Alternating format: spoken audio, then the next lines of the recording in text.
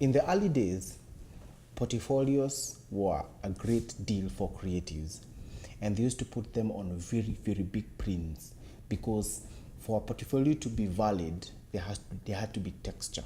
But then these days, portfolios can be displayed online. So if you have the ability to print yours and you have the money to, then it will be very, very advisable. Welcome to our vlog today. My name is Jonathan James.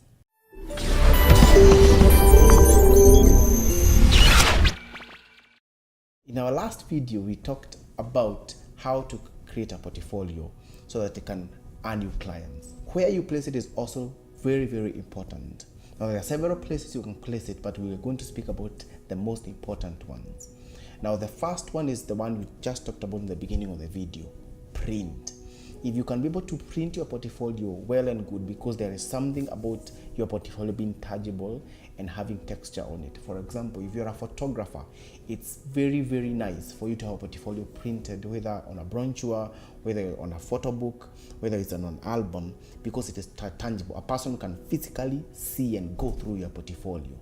But then it becomes very difficult when you're sending such a portfolio to a long distance and it's bulky. And so, thanks to the internet and thanks to the technology, now there are ways that you can be able to present your portfolio. One way, and one of the best ways apart from printing, is a website.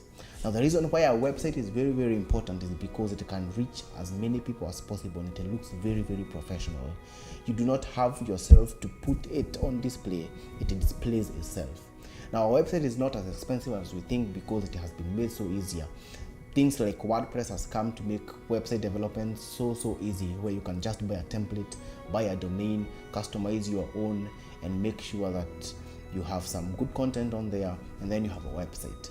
Then the advantage of a website is that anybody can find you anywhere, anytime, as long as you have a domain. And a website, you can put as much information and as much pictures as you want in there, and it can act as a portfolio, also as a gallery for you. The second place you can put your portfolio is on social media.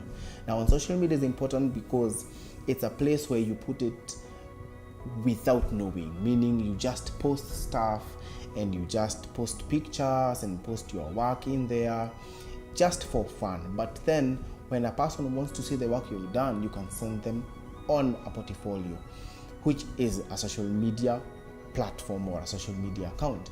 One of the best platforms that is used as a portfolio is Instagram. The reason why Instagram is purely pictures and several videos. Therefore, when a person goes to your Instagram feed, you just go through your feed and see all the photos that you've taken if you're a photographer, all the kind of graphic design you do, all the kind of artwork you do, because it's all there in form of picture form and it looks at a very good gallery, well arranged. And so Instagram is one of the best places or one of the best social media platforms to use as a portfolio. The third thing you can use is a PDF.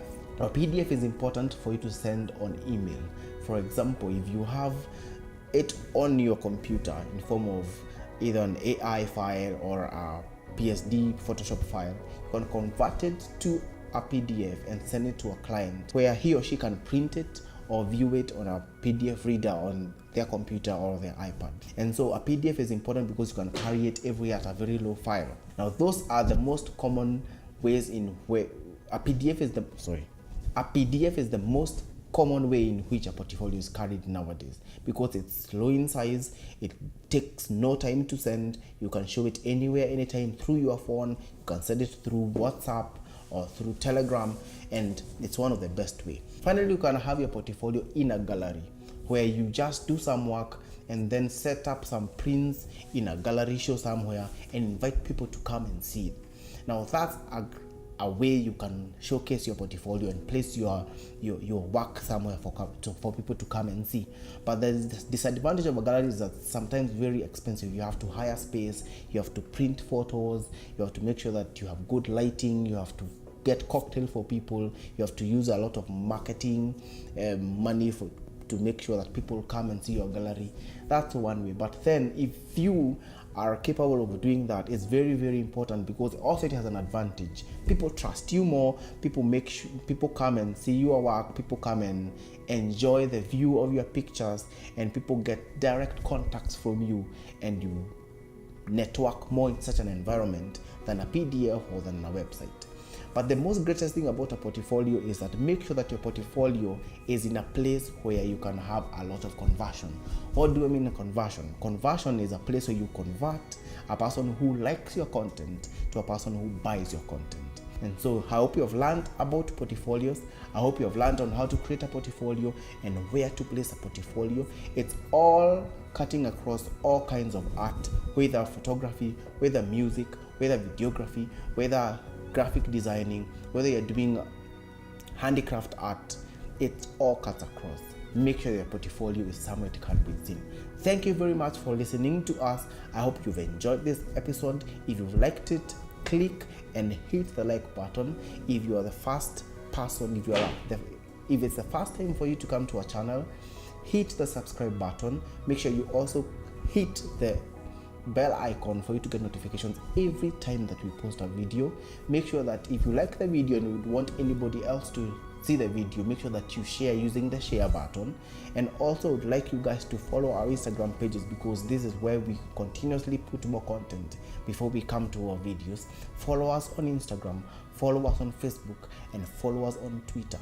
And thank you very much for listening, and until next time, Jonathan James, let's do photography.